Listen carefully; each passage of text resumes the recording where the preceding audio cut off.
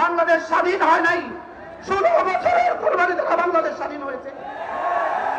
শেষ লোকমা দ্বারা পেট ভরে না। কোন গাছ কাটতে গেলে শেষ কুফে গাছ পড়ে না, শেষ কুফে গাছ পড়ে না।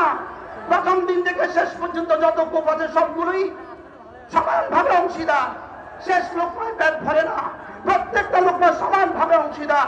এজন্য 16 বছরে আমাদের রক্ত ভুলে যাবে না, 16 বছরে ওলামায়ে দেওবন্দের রক্ত ভুলে যাবে না, 16 বছরে হেফাজতে ইসলাম বাংলাদেশের রক্ত ভুলে যাবে না, আমাদের জেলের জুলুম ভুলে যাবে না, জেলের আয়না ঘরের কান্না ভুলে যাবে না, আমাদের হাত পা পড়া, হাতে কড়ি লাগানো আর পায়ে কড়ি লাগানো ভুলে যাবে না। যদি কেউ ওলামায়ে দেওবন্দের সাথে গাদ্দারি করে, যদি কেউ ওলামায়ে দেওবন্দকে ভুলে যায়, যদি কেউ কওমি মাদ্রাসার সূর্য সন্তানদেরকে ভুলে যায়, সে আবার ইতিহাসে রাস্তা করে নিক্ষিপ্ত হবে।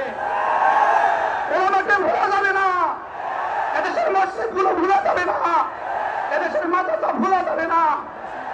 আমরা যে জেলখানা ছিলাম, আয়না করেছিলাম, এক একদিনের কান্না আল্লাহর কসম খাই বলি, ওই কান্নাগুলো জমা করে করে হাসিনাকে চিরতরে দেশ থেকে বিতাড়িত করেছে। আমাদের পিঠের আঘাত জমা করে করে হাসিনাকে দেশ থেকে বিতাড়িত করেছে।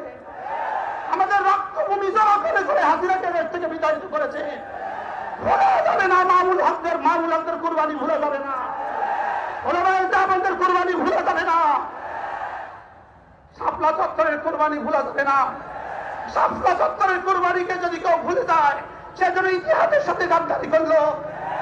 এজন্য আপনাদেরকে বলি, কুরআনে কারীমের শপথ নিয়ে বলেন, উলামায়ে উম্মতের সাথে ছিলেন, উলামায়ে উম্মতের সাথেই আমরা থাকবো। বলেন ইনশাআল্লাহ, বলেন ইনশাআল্লাহ। আমরা ওলামাদের সাথে ছিলাম, ওলামাদের সাথেই থাকবো ইনশাআল্লাহ।